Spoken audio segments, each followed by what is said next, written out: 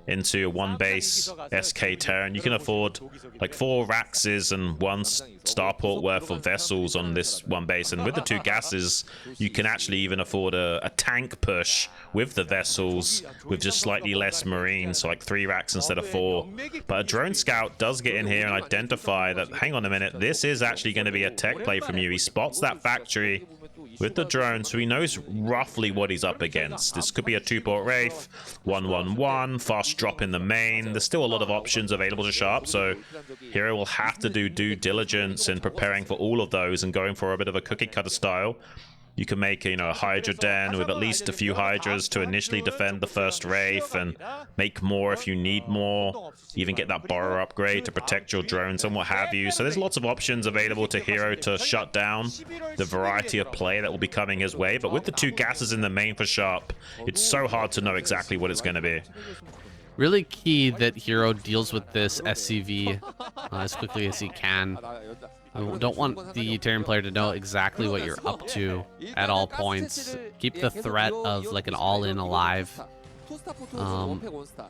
But there it is, 2 Stargate from Sharp. This is a little bit weak to something like a Hydralisk all-in, but now that he's seen the layer, likely we're going to see Mutalisk style here from Hero, and that could play into Sharp's hand. We'll see how his micro is here today.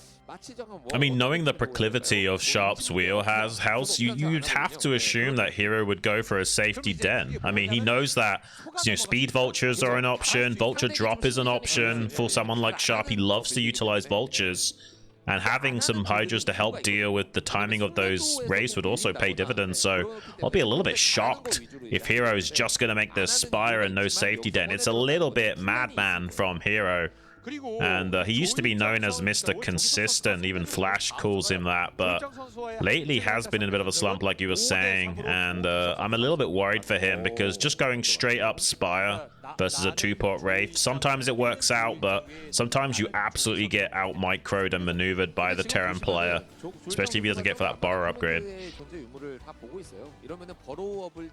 He sees that there's no natural here as of yet. Sharp just getting those first 2 Wraiths out, and the damage tends to stack pretty darn quickly. We'll see if he has Burrow, because if he doesn't, you can end up losing a lot of drones. You can do little tricks like making a sunken colony out of a drone that's being shot there. Pulling back your overlords and hiding. Yeah, he probably has it. I mean, I can't imagine he wouldn't want to get that. It's just such a good upgrade in a situation like this. Yeah, he's got it. He's got it. Yeah, I was looking at his minerals and gas and his Spire timing, and I was like, yeah. Oh, this is the problem. If you don't borrow your drone at the precise moment, it actually doesn't work for you. And they either still kill the drone as it's borrowing, or unborrow it because they shoot it as it finishes its animation, and then automatically unborrows as well. Had to be quite precise with that timing as Zerg, and Terrans are very good at exploiting that at the highest of level. And the Gemini missiles just rip through overlords like this. So he's going to supply block Hero and then turn around and run away. He knows there's some Scourge potentially on the way, as well as Mutalisks. And he's going to try and intercept those Wraiths, but Sharp, you know, this is not his first rodeo. He probably will not lose a Wraith for free here. 2 drones and 3 overlords just went down. That's so much damage for the first 3 Wraiths. That is very painful, man. As a Zerg player, I've definitely been in situations like this, and it's so hard to walk this fine line now. You really have to play insanely good with your Mutalisks and slip out as many drones as you can, as many overlords as you can, while making sure that you have just barely enough to keep back these Wraiths, because they're going to be splitting off, hitting you with that, with the cloak plate. Oh my gosh, he's just going to go right after this overlord, and now he's lost control of his natural. He can't come down here.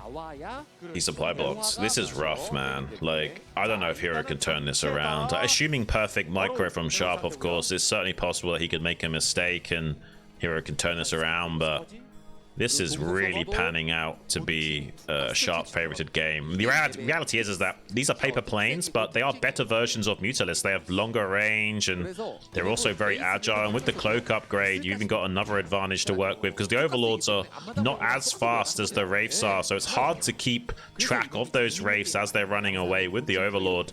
So they can come in, snipe the Overlord, create a utility advantage with that cloak, and just make it impossible to have your Overlord in position to deal with them at any point. Yeah, he's even gonna come around the back here, get a couple more drone kills. This is a bit of a dangerous game we're playing as Sharp right now. Sticking around that top side for a bit too long, but he manages to get out of range. Does lose one Wraith because of the lack of energy there. But overall, I think killing enough drones here to really put Hero on the back foot. Now, there is a possibility that a one massive counterattack right now, with Hero bringing all of his Overlords and all of his Mutas, could actually do something. He even gets another Wraith here. So the possibility is there. Ooh, he's going to lose, I think, a Mutalisk right now. Maybe even two. Oh, he's going to lose a few, but the uncloak, the decloak there, pretty good timing for Hero. Right as those Wraiths are engagingly, two Mutalisks left, Shun. Four, no, excuse me, I mean, 4 Mutalisks left. I'm getting a little bit of chills, because that was a really big brain play from Sharp to not decloak his Wraiths when they were retreating back from that first engagement to the towards the third base location of Hero. If he had decloaked the Wraiths to conserve energy, they wouldn't have been able to put that much pressure onto the Mutas defensively again. So even though he has less energy overall now, it allowed him to, you know, put the fight back onto Hero and kill those Mutalisks on the exit. Hero did trade off a few of those decloaked Wraiths, but not enough to make up for the deficit. So Sharp in a pretty phenomenal position. And like we were talking about, this is a 2-gas main base, and he's got both of those gases churning, a science facility researching irradiate. So it's going to be, you know, an SK Terran follow-up play. He's going to have like 3 or so barracks worth of bio, as well as vessels coming out soon to put a massive clock on those Mutalisks as well. Very technical game from Sharp, but it's such a great build order on a map like this. Yeah, there's only one map like this.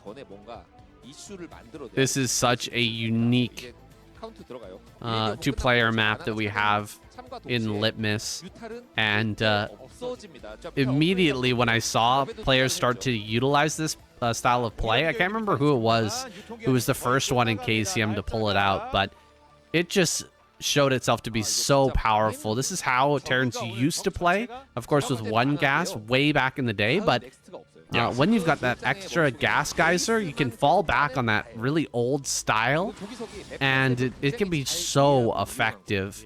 One basing it as Terran is just very powerful with the second gas. Yeah, with one gas, you have to do 4 racks, 1 port vessel.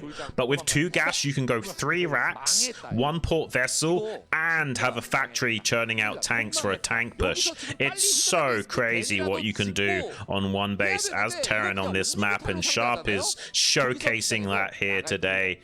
If he somehow gets the all-kill prize, that's going to be crazy, getting 5 pro gamer kills in a row. I can't even imagine the dopamine high that would give you, being that good at StarCraft that you can smash 5 different players down in a row like this. It's so impressive. Yeah, we've had a lot of all kills lately. Unfortunately, the prize is a little bit low right now, but Sharp still playing like his life depends on it, and like he is playing for thousands of dollars here when it's really only about 250.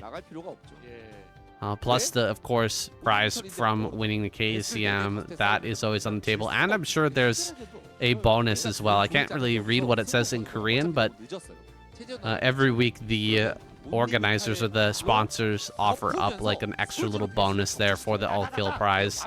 Some sort of, you know,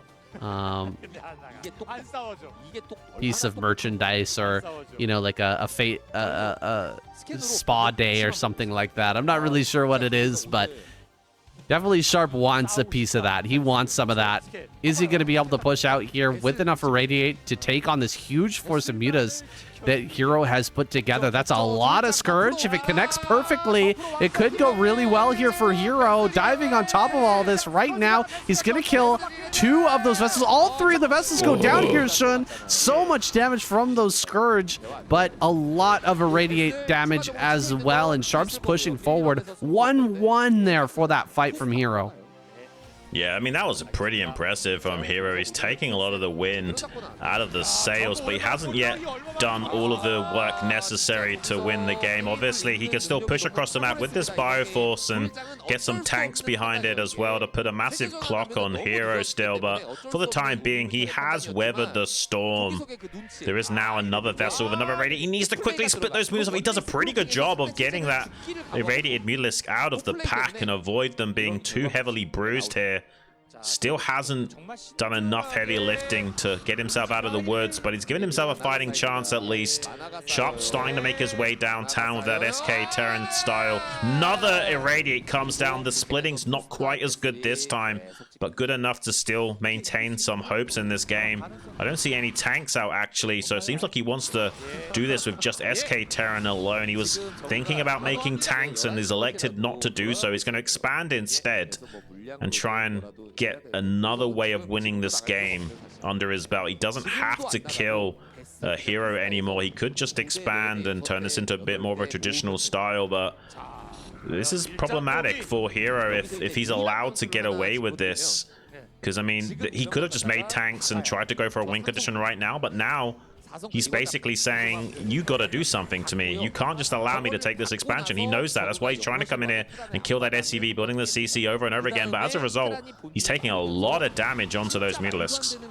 Hero's been making non-stop Mutalisks, so he's kind of built himself into a corner here where he's just been non-stop making mutas, and he has to keep non-stop making mutas. Or he's just going to get overwhelmed. Here comes some Scourge. Does get 1 vessel, but second one will not fall.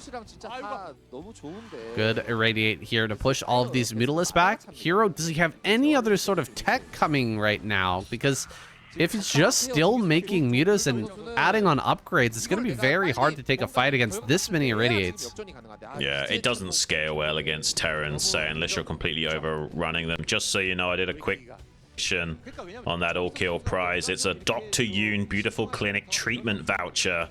So these guys will be able to go get some beauty treatment as well as a little bit of prize money in their pocket so they can look like an even more of a handsome nerd if they can get that all-kill prize. I mean, Hero's going to try and pin Sharp back by harassing the expansion like this, but there's so many vessels that he can keep churning out these Irradiates, and he's not splitting off the Irradiated Mutalisk. He's taken so much bruising on that. He's going to try and dive into the main while distracting Sharp in that natural expansion. He needs to desperately do some damage, but Sharp is everywhere, man. Dotting his I's, crossing his T's, and shutting down every aggressive avenue of assault from Hero with flying colors so far. Ooh, he's gonna go for a kill on some of these vessels. No, has to pull back. I mean, even if he kills 4 vessels here, there's just enough gas that it just makes it so hard to do any sort of a dive. To take an actual fight with this composition. Hero is running out of gas. Those main base geysers are starting to run dry. And so as this transition comes online, he is going to start to run out of resources. And you can see there, Sharp already mined out his top gas. The second gas is still going here for both players, but it's not going to last too much longer, Shun. And this is a real problem. Well, he needs to keep sniping the vessels. He might catch a few here, does get 1. But if he doesn't kill more than a few vessels, eventually they will just provide too much value to Sharp. So even though his own gas geysers will be dried up, it takes about 5 minutes quicker that they do run out of that valuable precious resource, and it's more than enough to put a bit of a thorn in both players' sides. But it's actually going to be affecting Hero more than Sharp. He does clear out the turrets, but now he's being irradiated at his natural expansion, so all the lurkers that he starts to produce will be shut down, and eventually there'll be a critical mass of bioforces to rip through those Sunkens as well, plus 2 upgrades on those bio units. They all make short work of those Sunken colonies. He's thinking about pulling the trigger now after those 2 lurkers died. There's another 2 lurkers finish up. He's wrapping around the back with 3 lurkers actually. Sharp turns around, targets them down in beautiful fashion. Really great heads-up play from Sharp yet again. He is just on fire today, always making the correct decisions.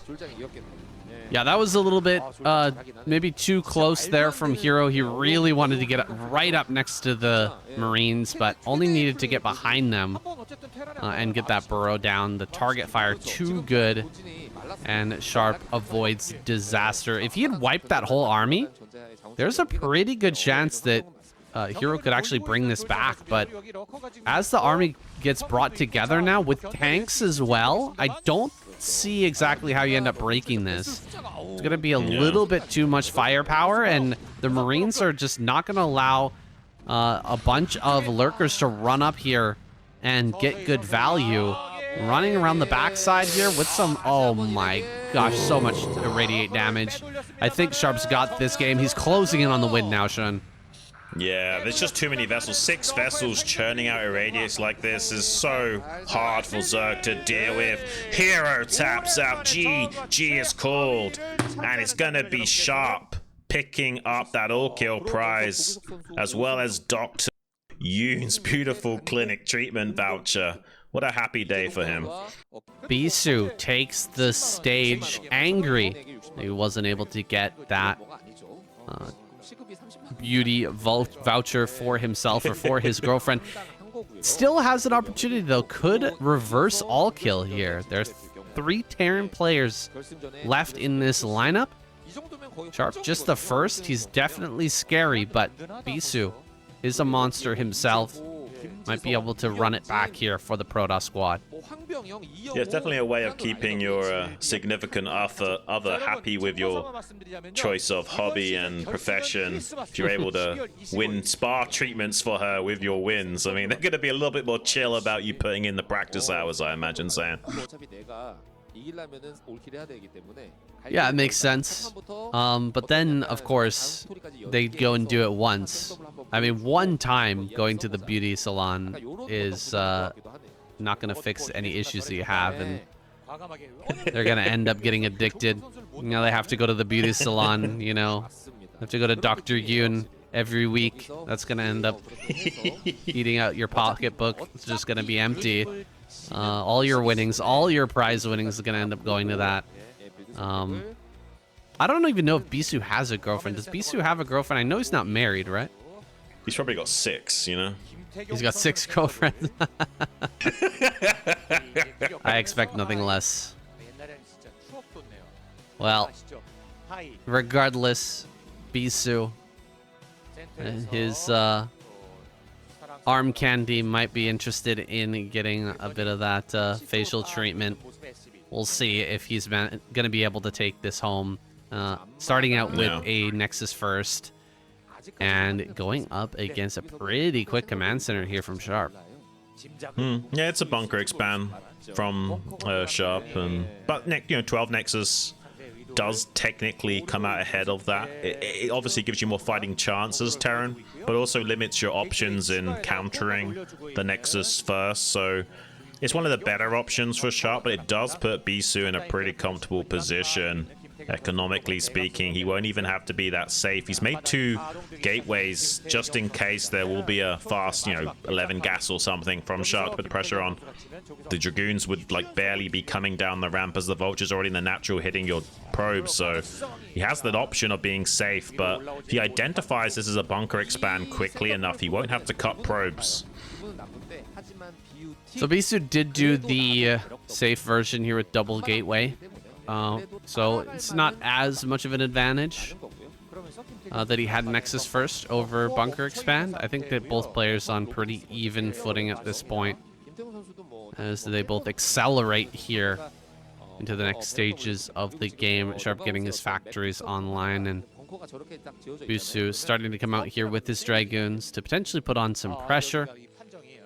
Of course, that ditch here being highlighted by our observer, it is a bit of a mischance problem here for early Dragoon pressure. It's like one of the only really impactful parts of that ditch is that early Dragoon pressure, because the miss shot matters so much, and you actually have to stand in the ditch in order to hit that dragon or hit that bunker without being attacked back.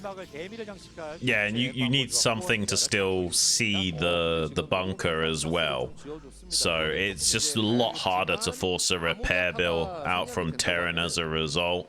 So you probably won't see anything like that from Bisu. His range will be finishing up quite late anyway. He's going to min-max, but he did scout the bunker expand reasonably quickly, so even though he made 2 gateways, he didn't have to cut probes or make 2 zealots, so he's reasonably optimized against this, so I would still give him a slight edge against Sharp, but Sharp will also kind of be able to do what he wants, knowing that there's no chance of counter pressure from BC for a long time, and since there's no way of forcing a repair bill as well, Sharp's going to be pretty optimized as a result. Yeah, the robo just comes out a bit late when it comes to Nexus first. And we can see the shuttle is finally out here.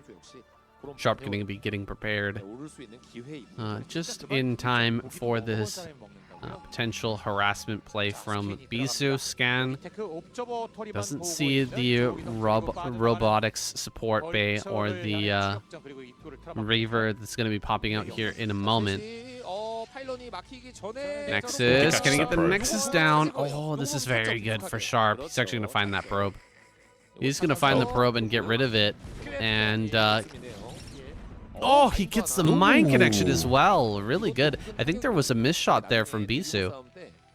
Yeah, I'm not sure what happened there. Maybe just a bit of AI issues, but I mean, that's really good. Killing the probe and getting a mine hit on that Dragoon definitely start to give a lot more fighting hopes towards Sharp, and not really having to worry about slightly being behind curve economically speaking. Slowing down that Nexus, being a little bit annoying, might just be enough to make up the difference. And if this shuttle and Reaver play gets shut down effectively enough, we could be seeing Sharp going on an absolute double all-kill rampage and taking Bisu down as well at this rate. Who knows?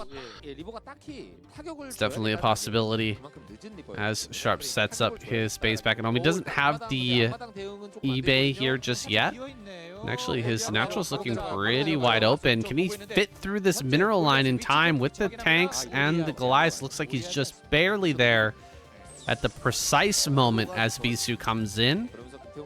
Good, solid defense from Sharp so far.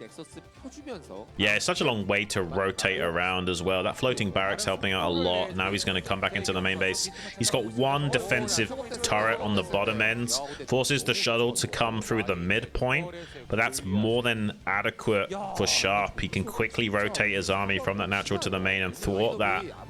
And Bisu is getting 0 counter pressure as a result. This is lining up pretty good for Sharp, and it's not a cross map either, so this 5 factory play could be pretty aggressive in this game. You could take the mineral only behind this and attack on that horizontal axis and kind of defend by attacking in this situation with these spawns. So things are starting to line up nicely for Sharp. Bisu is going to have to be really on point with his control to smack down Sharp when he comes out for this push. Yeah, I see in the future here another huge factory attack from Sharp. Maybe he takes a third once again, like we saw versus Shuttle. Just get that third base going before doing the 1-1 attack. But I'm feeling this 1-1 from Sharp.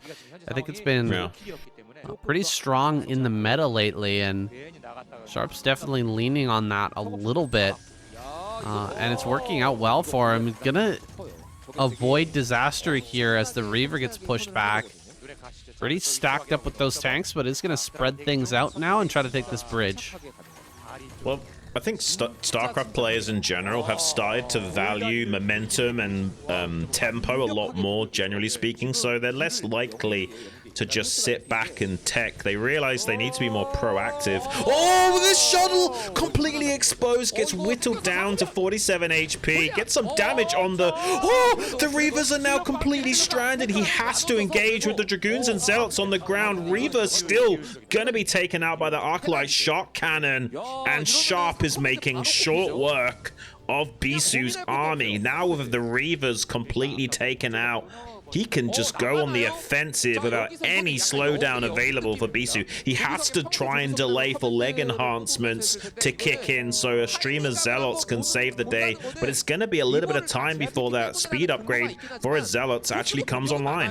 This is a really aggressive move here by Sharp, but it's absolutely warranted with the kills that he got.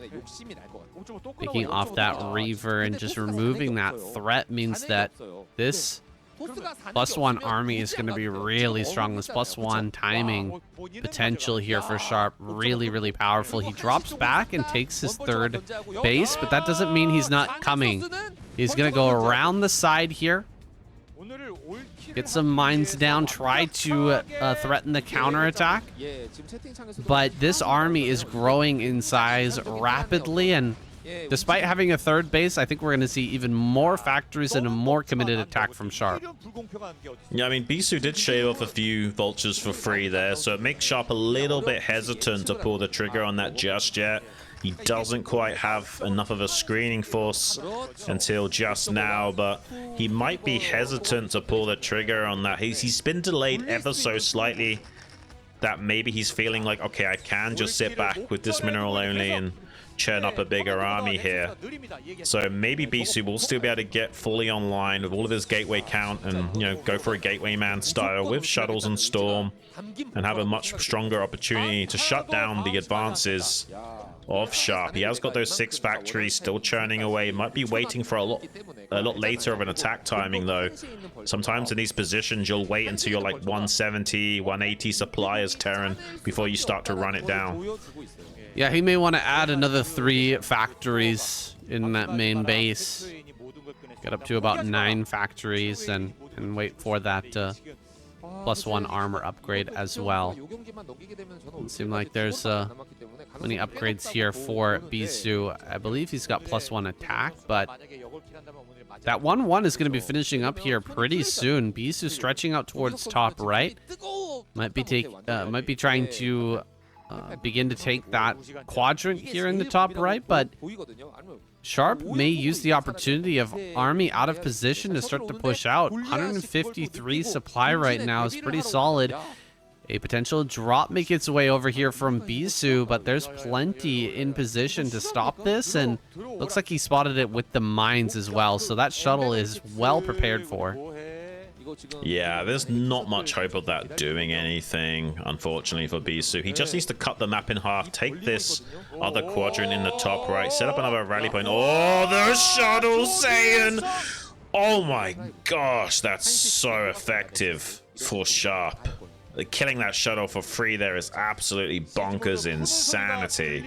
And yeah, Sharp can just expand to the 6 o'clock and keep attacking on this horizontal axis, and he's even going to be a little bit annoying with 2 vultures up in the top right. If he pulls a lot of the army of Bisu out of position, he will open himself up to an attack on the ground from Sharp. He hasn't yet pulled the trigger on that, but he's at 190 supply. He has to be thinking about pulling the trigger on an attack soon with that +1 armor finishing up. He could just get this base at 6 o'clock rather than 9, so he doesn't have to spread himself too thin and try and hit this mineral-only expansion of Bisu. Certainly an option, but it would kind of be a tight bottleneck for him to attack into. He might be thinking against that just because of how tight the chokes would be, and there'd be opportunities for Storm to do a lot of damage there. Bisu's going into double robo, but even an interception on those probe transfers from Sharp, that's such good play from him to be this active with his vultures all game long and shutting down every value that he can. It's definitely his usual wheelhouse of play. I'm a little bit surprised to see Sharp only moving out now. I thought he would be a little bit quicker with this. He's given Bisu a bit of time here to get storms and a lot of extra Templar energy.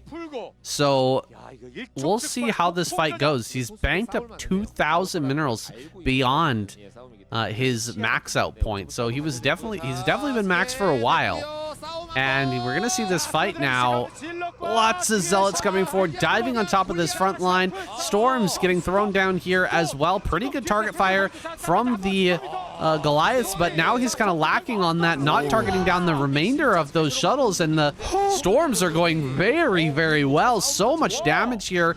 In the end, Bisu will be forced back, but he turns around before all the Dragoons are dead. Reasonable, very reasonable fight here for Bisu.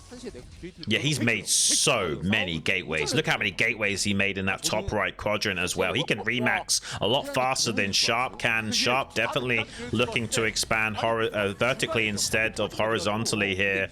We will spread himself thin as well as give ample time for Bisu to outproduce him. At this rate, 8 factories will have a hard time keeping up with, like, I don't know how many gateways that is. That's like 17 or 18 gateways or something crazy from Bisu. He can make so many units so quickly.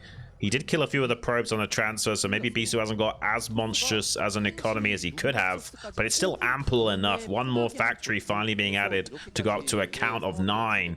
But Bisu's almost doubling those factory count right now, so he's going to be able to make so much more ground army than Sharp. Sharp has to trade so cost efficiently, and with only 1-1 upgrades, that's going to be a more challenging task. 2-1 upgrades right now for Bisu. Yeah, that is going to be tough. Sharp has his science facility now, and so can get those upgrades going. Timer is ticking here. Eventually, Sharp will have that online. But Bisu's got a bit of a chance, opportunity to start whittling down that tank count, hitting some of these locations, and remaxing quickly to do it all over again. He's moving forward now, looking for a point of weakness. Is there a spot here, a soft underbelly for Sharp? It looks like the natural is a bit weak, dropping the zealots on top of these tanks, getting a lot of damage from those mine connections. The friendly fire really ripping apart those tanks. And a lot of the zealots have been held back here, Shun. I think Bisu's done a great job of engaging this, using only a few early zealots and a couple of storms to really rip apart that first army. Now the full force of the zealots is coming down on the center left, and Sharp has to react to this quickly or lose this base in the center left. I don't know if he can save it. There's just such momentum on Bisu's side, and with that many gateways churning back at home, I have to think that Bisu's going to win the macro war at the moment. He has to fully evacuate this 9 o'clock expansion, and pretty much all of those SCVs are going to die on the exit, all but one, it seems. He's done such a great job in this game. I feel like Sharp missed a trick. He should have been a lot more hyper aggressive earlier on in this game and maybe expand to 6 o'clock instead, but I don't necessarily disagree with his game plan. It's just not panned out the way he had hoped, and Bisu went on an absolute warpath with how many gateways he's been able to produce, and will now stay ahead of the production curve at all points. And unfortunately for Sharp, there's going to be very little options for counterplay. This expansion in the top left will be denied easily, and suddenly Sharp boxed into a corner without much to say. Yeah, there was a moment there where Sharp had a little bit of harassment force in top right. He saw that there was a group of Dragoons over there in the top right that was chasing. He had an opportunity with a fully maxed out army to push, but ended up delaying a little bit too long.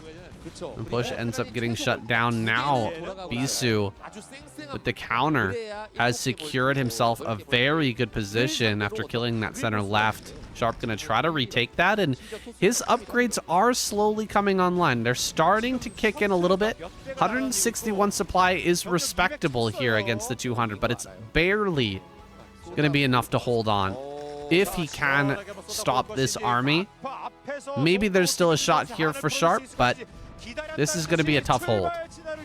Yeah, it's still 1-1 upgrades for Sharp for the time being, but that 2 attack upgrade should be finishing up momentarily. But Bisu has 3-1 upgrades, so for a moment has a big advantage, looking to push in as well. Massive zealot bombs, dragging mines and doing a lot of damage to Sharp. There's not that many siege tanks. He has the advantage of these bridges. D-Matrix as well, coming in to try and soak up more of those shots, but there's such a critical mass for the Protoss that he's probably going to easily overrun this defensive line of Sharp. Still still storming tanks in the backline, leading towards that 9 o'clock expansion as well. Bisu is just all over Sharp and will be quickly remaxing behind this with his superior gateway count as well. If he loses another round of SCVs, it's not going to be tenable. He does tap out. GG is called, and he's denied that double all-kill prize. It's going to be Bisu up against Rush or Royal next. All right, guys, Rush has been selected and sent out to the top left here on Radeon. Bisu top right, horizontal spawns, near spawns here for this match. Set number 7 in a mostly Sharp dominated series. I always love to see Sharp doing well, man. Such a big fan of that guy. And he has been taken out here, but definitely showed us some great gameplay, showed us some excellent performance here today. Yeah, really, really well done from Sharp. And some of these guys, they don't take it easy when ASL is over. They remain training hard for all year long, and that's one of the advantages to some of these hard-working Terrans. They like to put in the hours, and sometimes you need to. There's rare exceptions. You get players like Nada, for example, and they were able to play very well with very little practice, but generally speaking, you need to put a lot of practice in as Terran. So it's common for these Terrans to just churn out games regardless of it being off-season. And if Sharp keeps it up and keeps training like a monster all year round, eventually he's going to perform very good in one of these ASLs. Now we got Rush going up against Bisu. Bisu electing for another 12 Nexus. Here's close spawns on Radeon here, so would be nice if somehow Rush could quickly identify this, but he missed the probe scout ever so slightly, so won't be able to scout this early on enough to go for a massive quick push with a bunker rush or something. He's instead going to have to consider a very strong FD push or something if he does want to go for that, but with the relatively close spawns, could attempt to do something to shut down this Nexus first. It's just going to be a bit unfortunate that he's not going to scout it early. Yeah, Rush finding himself in a bit of a tough spot. Bisu, only one gateway expansion here, is able to really optimize his build. Despite being in close spawns, he is able to get pretty darn greedy.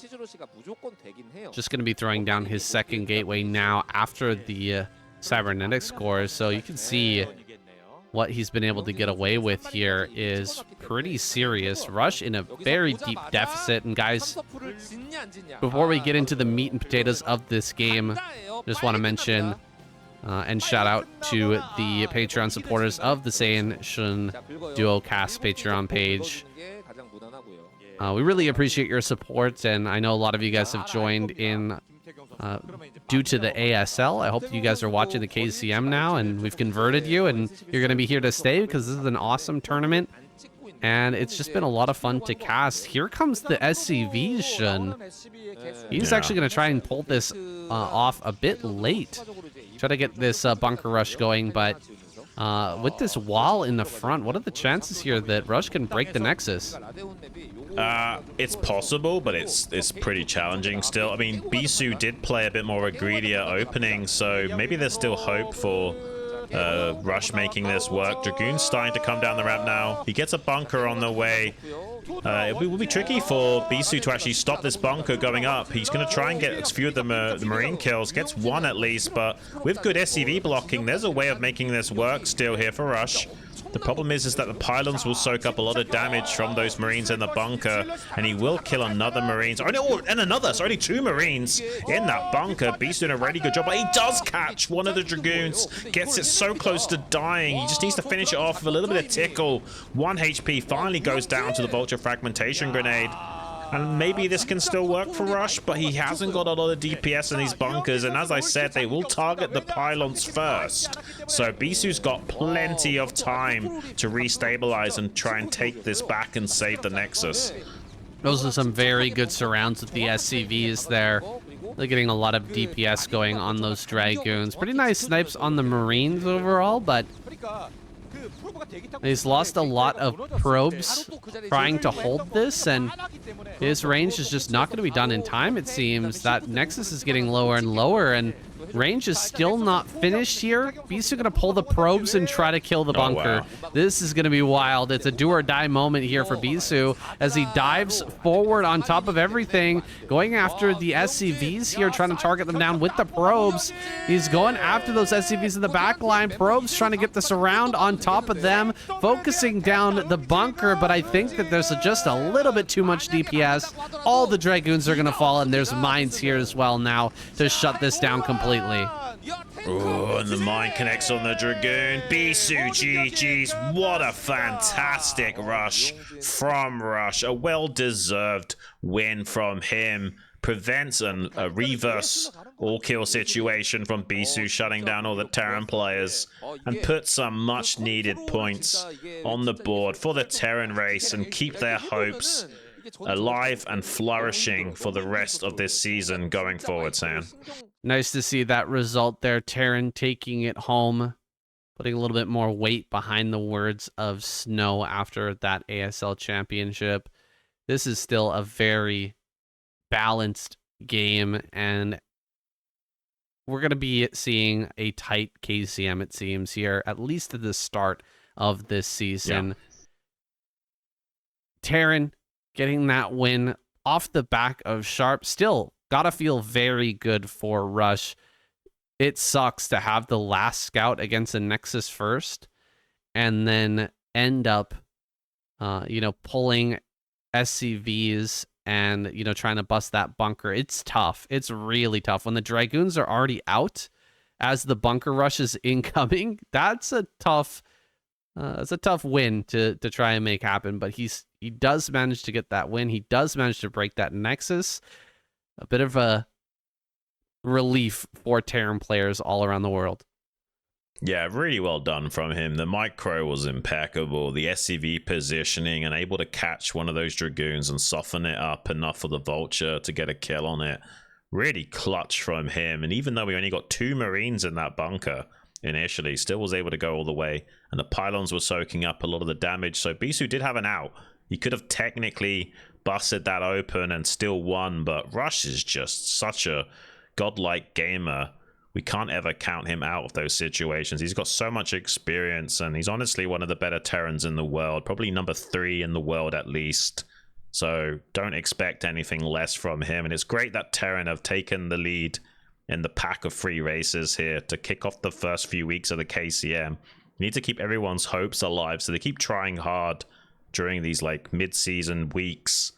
It can be quite, disheartening if your race trails behind so much in points that you then start thinking only about that semi-finals to get a spot in actually taking down the season that way. But when it's a tight little pack like this, it makes things way more interesting.